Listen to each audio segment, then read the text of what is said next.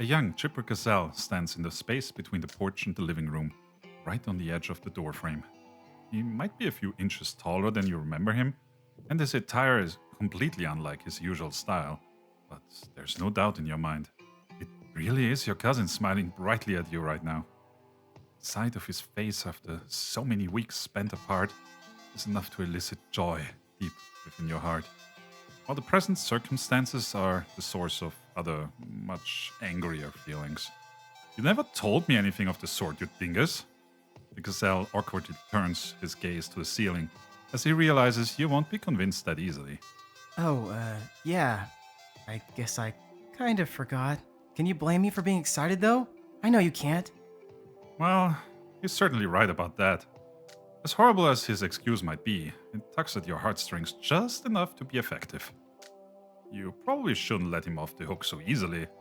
Though, knowing yourself, that's exactly what you'll end up doing in the end. While you think about this, you notice that George has finally stopped looking elsewhere and is now staring at you straight in the eyes. Well, straight in the visor, anyway. As he rhythmically moves his gaze up and down, inspecting every nook and cranny of your new body, his flustered cheeks begin to glow a bright red. You've actually grown quite a bit, huh? I'm impressed. Is that your way of saying you got shorter? You tease your cousin with a playful wink, while his cheeks grow even redder than before. Shut up. My height is average for my age. You're the one who had to replace his whole body just to look a few inches taller. Now it's George's turn to laugh while you awkwardly scratch the back of your neck, teasing each other right from the get-go. What a way to reintroduce each other indeed. And yet, in spite of how unusual your greetings are, a warm smile spreads on both your and your cousin's face. Faces that, you're sure, neither of you thought would see again. It really has been a long time. Man, it feels like yesterday when you looked so not like that. But now look at you. You're like a whole new person. A much cooler person to boot. Uh-huh. I was cool before I died too, you know? And besides, is that really your idea of welcoming me back? Jeez. Gazelle laughs off your jokes as he hurriedly invites you to step inside. Come on, come inside already. You can yell at me all you want from the living room. I don't want to put pressure on you or anything, but I kinda don't want to be here when Caron returns to the intercom. Now, that's a scary thought. Enough to force you to overcome your embarrassment and slowly make your way into George's place. As your exuberant cousin leads you past the entrance and into the mansion proper, you pray things will finally calm down for a change. The living room is large, spacious, and mostly empty. Save for a sofa, a video screen, and a few cabinets, the house has absolutely nothing to its name. Even the kitchen, from what little you can see, seems rather under-equipped. For a home that's been lived in for about 3 weeks now, you expected it to be a lot more furnished than it is. As it stands, it's a miracle your cousin can even survive in here. As you pass by George while heading in, you feel an icy breeze suddenly caress your arm. The temperature inside the house is rather low, even by winter standards. Your cousin doesn't seem to mind all that much, but you'd be lying if you said you weren't at least somewhat concerned. Speaking of the gazelle, as soon as you refocus your attention onto him, he immediately tries to re-engage you in conversation. Yeah, not much is it? My parents are still not done arranging for all the new furniture to arrive. Plenty of blanks across the house that still need to be filled. We got some basic utilities already set up, but that's about it. I've seen hotel rooms more furnished than this. Yikes. What happened to all your old stuff? All sold off somewhere. The way he answers your question, quickly and without even a hint of sarcasm, takes you completely by surprise. What? No way. What about your belongings? Your vintage trading cards, your console? Gone. Feel a seething rage building up within you as you look straight into George's dejected eyes. You can't be serious. They didn't even let you keep the stuff I gifted you? Nope. They got rid of everything in the name of leaving no trace. Did they ever explain what the fuck they meant by that? No, because I wasn't even supposed to hear that. And yet, they made a big deal that we just had to throw everything away and relocate here right after your funeral for no apparent reason. I was already real fucking pissed. Now that I know why they did it, I'm even more fucking pissed. I'm furious. As if things weren't already bad enough without you around. Man, what a bunch of... Instead of continuing his heated rant, the gazelle awkwardly stops mid-sentence. Without so much as an explanation, he suddenly walks all the way over to the couch, where he starts screaming unintelligible words into one of the pillows near the armrests. Not exactly the most comforting sight in the world, you have to admit. You're no stranger to seeing George angry or upset, of course, but not to this extent. Not wanting his anger to bubble up inside him any longer, you follow him to the couch, where the temperature seems to have somehow dropped even lower.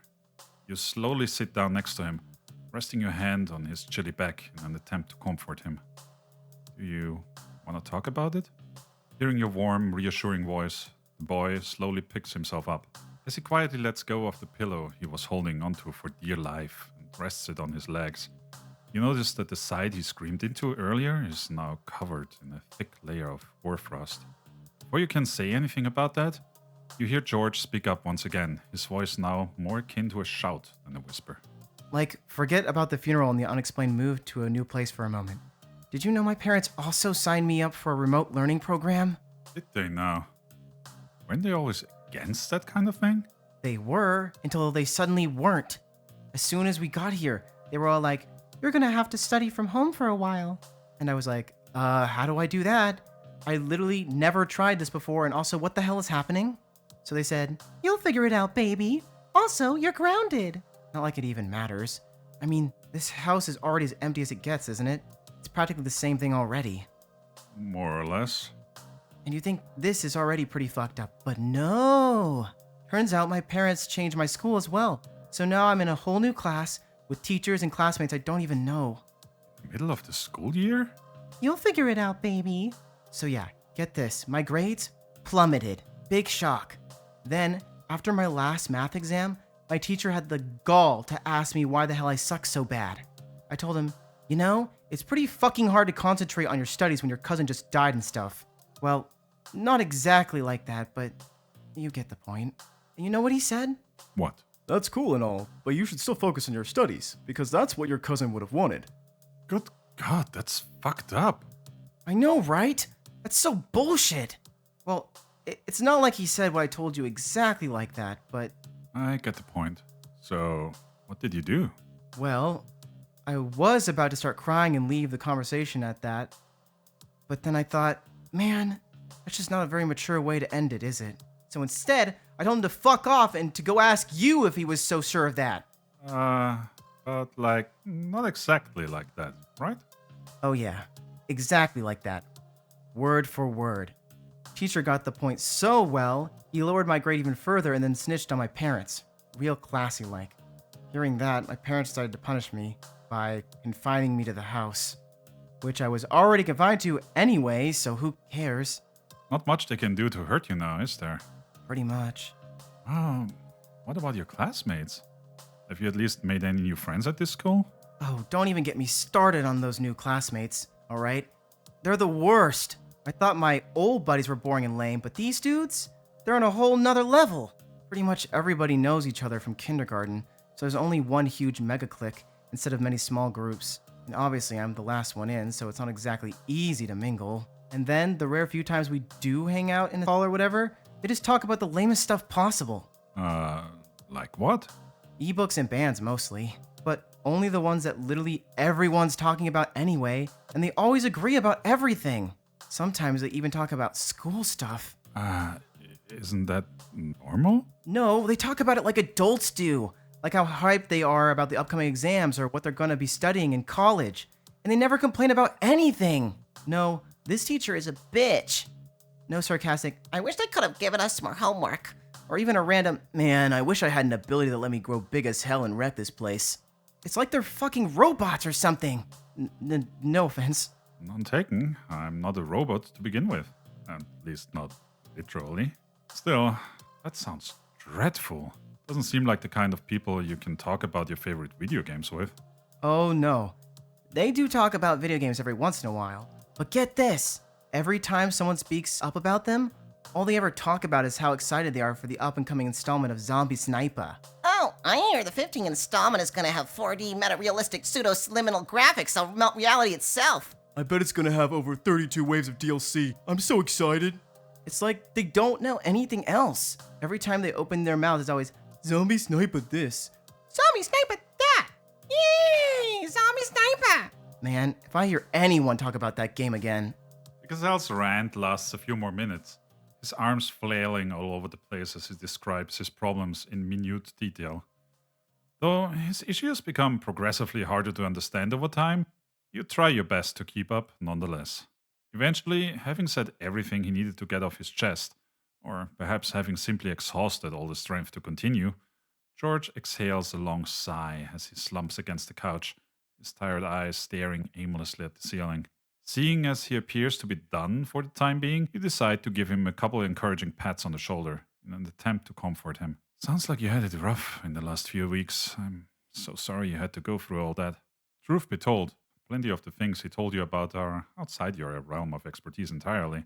A few of them didn't even sound like real issues at all, as much as his tone purported them to be. But the anger, pain, and sheer sadness on his face as he recounted his time without you are very much real. More so than you could have ever imagined.